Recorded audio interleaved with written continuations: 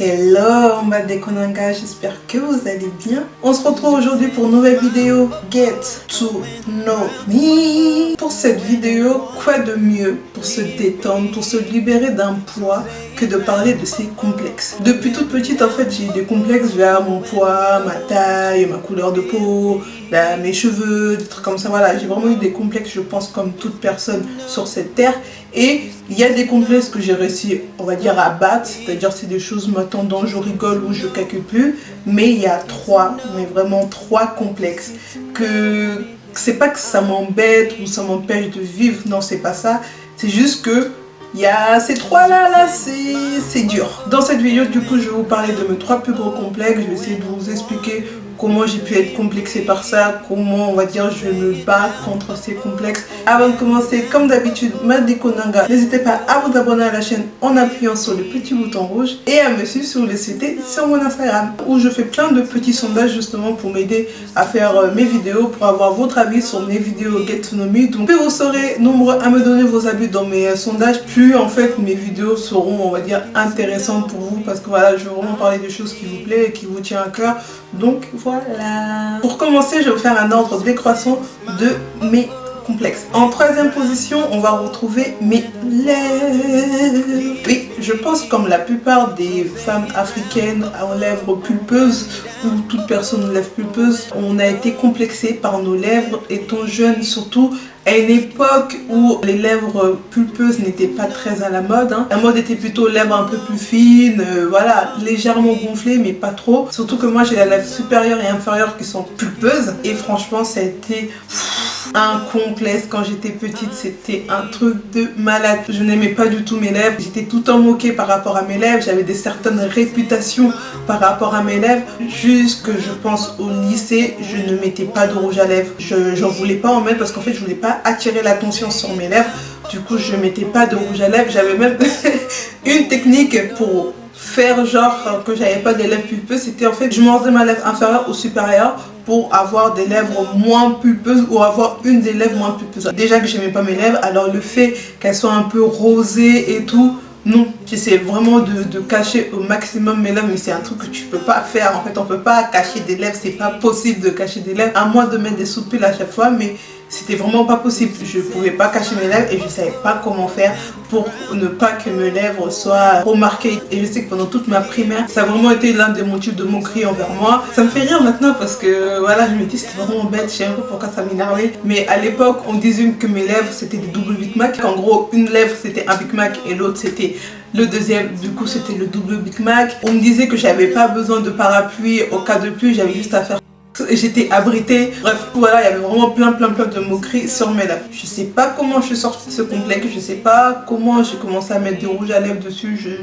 je m'en souviens pas du déclic ou des trucs comme ça. Je sais que pendant longtemps ça m'a complexé. Parfois encore en ce moment ça me complexe quand je prends des photos, des selfies un peu trop près. Genre j'ai l'impression que ça prend tout mon visage, des trucs comme ça. Mais c'est moins qu'avant, largement moins qu'avant. Mais je sais que parfois, en fonction de la photo, de l'angle de la photo, de la proximité de mon visage, ça me complexe et tout. En deuxième position, on retrouve ma poitrine. Je vous apprends rien, toutes les femmes je pense ont été une fois complexées par leur poitrine, que ce soit par la taille, que ce soit par la forme, que ce soit par... c'est tout en fait.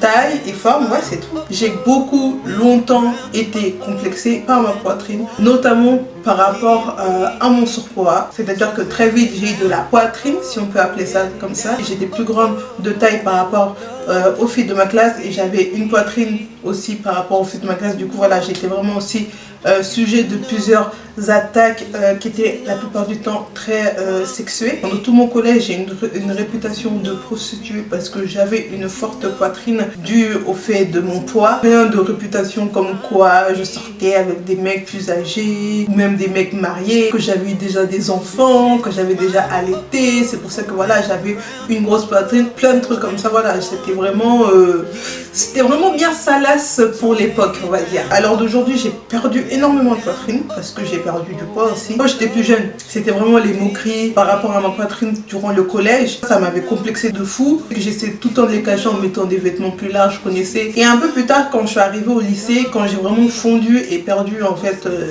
la masse de trop que j'avais, c'est plus le manque d'élasticité de ma poitrine qui m'a complexée. Personnellement, à mon corps, ma poitrine tombe en fait. À partir du lycée, j'étais complexée. C'est-à-dire qu'il y avait une période où je ne pouvais pas sortir de chez moi sans soutif. Tout ce qui est brassière, je ne mettais jamais. J'avais pas envie qu'on voit que ma poitrine tombe. Surtout qu'en fait, par rapport à certaines filles, on pourrait dire que ma poitrine ne tombe pas, qu'elle est bien, des trucs comme ça et tout. Mais en fait, ça c'est vraiment si on compare par rapport à d'autres films. Moi, je sais que quand je me tiens debout sans soutif devant mon miroir, mes seins, ils sont pas là. Ils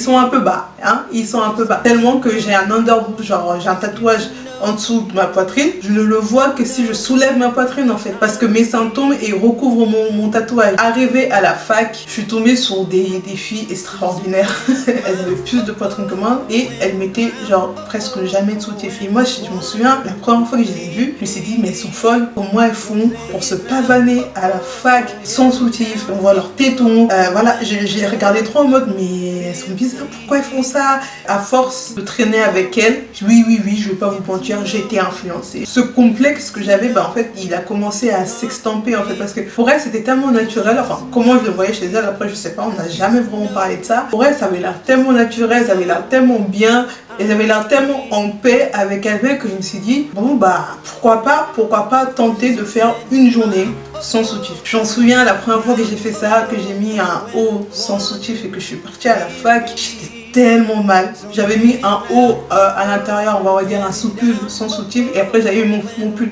En fait en soi on n'allait même pas voir et on ne remarquait même pas, mais moi dans ma tête j'étais tellement focus sur le fait que voilà j'avais pas mis de soutif que voilà, pour moi on voyait que mes seins étaient tombés, pour moi tout le monde regardait mes seins, tout le monde se disait en mode mais elle est pas normale cette fille, pourquoi elle se trimballe sans soutif. Bref, je crois que c'était un peu le début en fait de ma guérison par rapport à ce complexe, même si maintenant je suis pas entièrement guérie. On va dire que maintenant je suis au niveau 7 et bientôt je serai au niveau 10. Je veux pas dire que je suis dans la team nos bras là. Si je mets des soutifs, tant mieux pour moi. Si j'en mets pas, tant mieux pour moi. Et en première position, ça va être mon ventre. Mon ventre, c'est vraiment mon plus gros, mais vraiment mon plus gros complexe. Parce que, encore une fois, notamment par rapport à mon surpoids quand j'étais plus jeune, mais aussi par rapport au fait que je trouve, après certains me disent que j'ai pas un gros ventre et tout, des trucs comme ça, ok, mais moi je trouve que par rapport à mon corps, mon ventre en fait il est pas proportionnel. J'arrive pas à perdre mon ventre, c'est un truc de malade. Aussi loin que je m'en souvienne, j'ai l'impression que j'ai toujours fait des abdos, mais mon ventre ne veut pas descendre, ne veut pas partir comme moi je le voudrais en fait. Je sais aussi que c'est fait par rapport au fait que je m'alimente un peu comme je veux et que je fais pas spécialement attention à mon alimentation, sachant que quand tu fais des abdos, quand tu fais du sport, faut faire attention à son alimentation, mais bon moi je le fais pas spécialement, mais j'arrive à perdre en fait les autres parties de mon corps sauf mon ventre. J'ai 3 bouts de Michelin que vous pouvez voir sur cette photo qui veulent pas partir toute leur vie, c'est être avec moi. Moi, je vais me séparer de elles là, mais elles ne veulent pas partir. Ce qui me complexe le plus dans cette histoire, c'est que dans la société d'aujourd'hui, qui bien sûr pousse à certains complexes, hein, la société avait poussé le complexe sur mes lèvres, en tout cas à l'époque. La société pousse au complexe par rapport à la poitrine. Comme on est dans un monde un peu siliconé, la société nous met en tête aussi surtout qu'il n'y a que 2 types de corps en fait dans cette vie. Soit vous avez un corps en mode taille mannequin, soit vous avez une taille curvy. Et ensuite on oublie la plupart du temps les personnes qui sont au milieu avec leurs défauts. On oublie souvent en fait ce genre de personnes et ça te met un complexe. Quand je vois genre les pubs on va dire de lingerie comme moi c'est mon dada, tu vois soit la meuf hyper mince, soit la meuf curvy, mais curvy en mode B, genre la meuf elle est comme ça, mais moi je suis pas comme ça, moi je suis un H, de la tête aux pieds je fais du 38, il n'y a aucune vibe en fait on va dire sur mon corps, ça amène un complexe. Si on revient à mon ventre, il est pas comme moi je voudrais, au point que je me dis le jour où j'aurai énormément d'argent, si mon ventre il veut toujours pas partir, j'irai faire une liposuction parce que moi mon ventre non, mais je veux juste perdre 1 ou 2 de mes Michelin parce que là les 3 je trouve que ça fait beaucoup. J'essaie de voir un peu pourquoi mon ventre était aussi gonflé. Je me suis dit peut-être que j'ai une maladie, parce que moi je pense toujours que j'ai une maladie. Je fais peut-être de la rétention d'eau. J'ai essayé tout ce qui est jus de citron, jus de gingembre, l'été, laxatif et tout, pour un peu voilà libérer tout ça. Pour l'instant, ça ne marche pas. Bref, tout ça pour dire que mon ventre c'est vraiment l'un de mes plus gros complexes. D'ailleurs, si on combine mes 3 complexes, quand j'étais petite on m'appelait le triple airbag. Mes lèvres, airbag numéro 1, ma poitrine, airbag numéro 2 et mon ventre, airbag numéro 3. Donc voilà, on arrive à la fin de cette vidéo. J'espère qu'elle vous a plu. J'ai essayé vraiment de vous expliquer en fait d'où venaient mes complexes et comment ça m'a complexé et comment j'essaye d'en sortir. Mais bon voilà, mes lèvres encore ça va, ça commence à me complexer de moins en moins. Ma poitrine, comme je l'ai dit, je suis sur du 7 sur 10. Mon ventre, pour l'instant, ça me complexe énormément. Si j'arrive pas à le perdre, moi, j'opterais pour la chirurgie. Je sais que c'est pas la meilleure des solutions et personnellement, je n'influence personne à faire ce choix-là. Mais pour moi, c'est la solution ultime en fait. Si je n'arrive pas à perdre mon ventre ou avoir un ventre comme je le voudrais. Merci d'avoir regardé cette vidéo. J'espère qu'elle vous a plu. N'hésitez pas à me dire dans les commentaires vos complexes à vous, comment vous vivez avec vos complexes et comment vous essayez en fait de vous décomplexer. N'hésitez pas à partager, à liker cette vidéo et on se retrouve à très bientôt pour une nouvelle vidéo. Bye. Bed wet, legs spread, big mess. Oh.